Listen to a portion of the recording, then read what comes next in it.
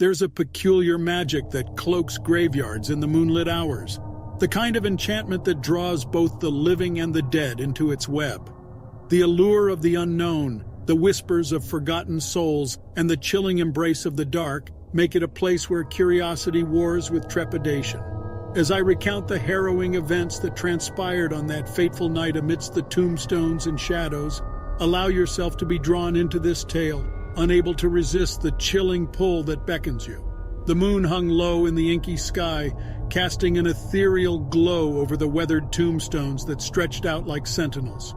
It was a night pregnant with secrets, and I, along with a group of adventurous friends, succumbed to the irresistible urge to explore the graveyard that lay at the outskirts of our town. We had all heard the rumors, the legends of wandering spirits and ghostly apparitions that had echoed through generations.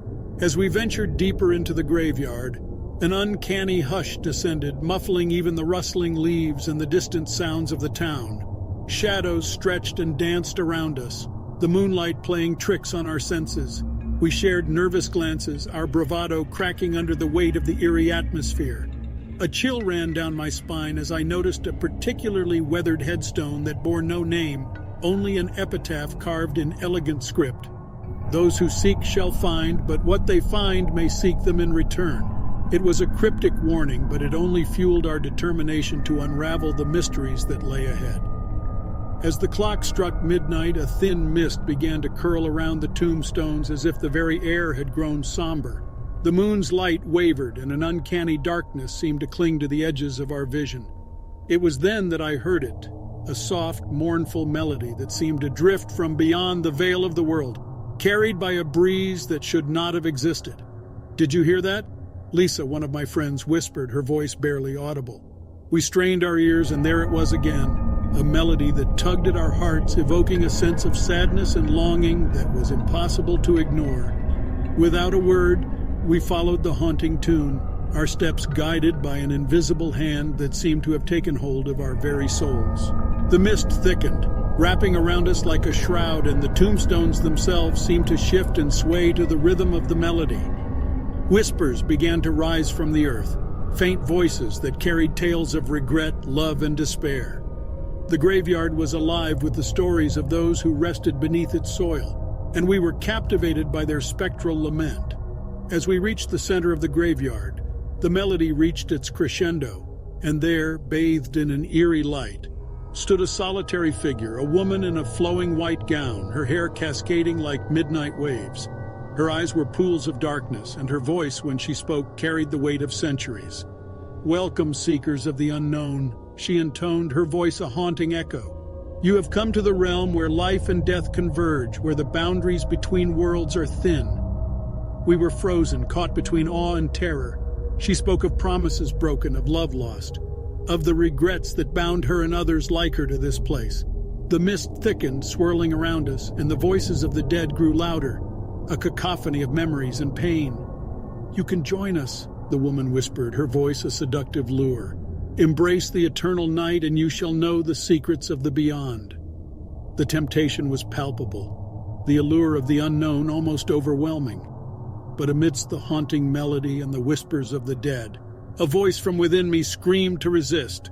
I grasped onto the memory of my friends, the warmth of our shared laughter, and the life that pulsed through my veins. "No!" I shouted, my voice breaking the enchantment. "We won't be bound by this place." The mist recoiled, the spectral figure's eyes narrowing in anger. The whispers turned into a furious wind, and the graveyard itself seemed to convulse with rage. In a desperate bid for escape, we turned and fled, the echoes of the woman's mournful melody fading behind us. We burst through the gates of the graveyard, our breaths ragged and our hearts pounding. The moonlight spilled onto the street, and the normal sounds of the town greeted us like a soothing balm.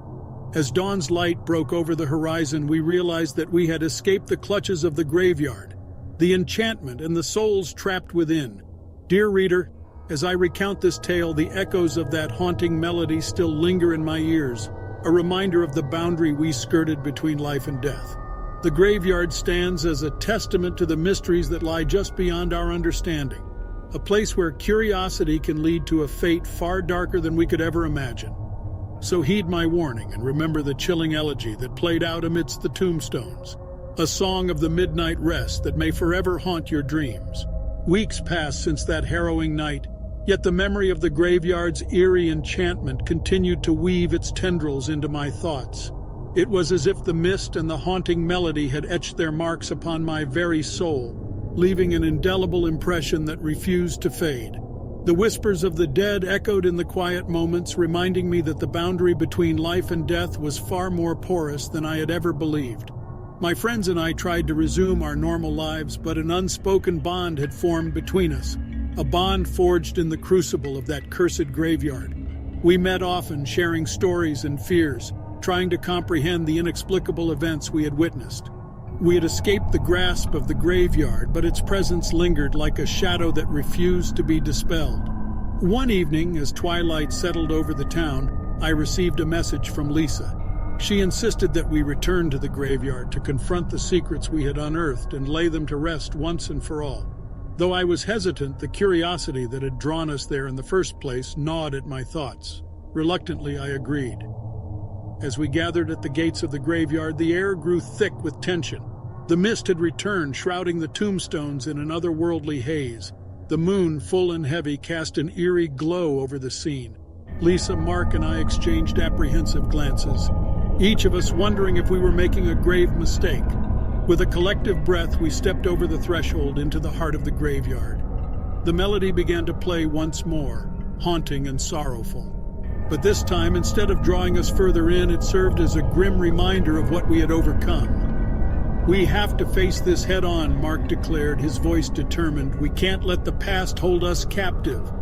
Lisa nodded, her gaze fixed on the spectral figure that had once beckoned us. "We have to confront our fears."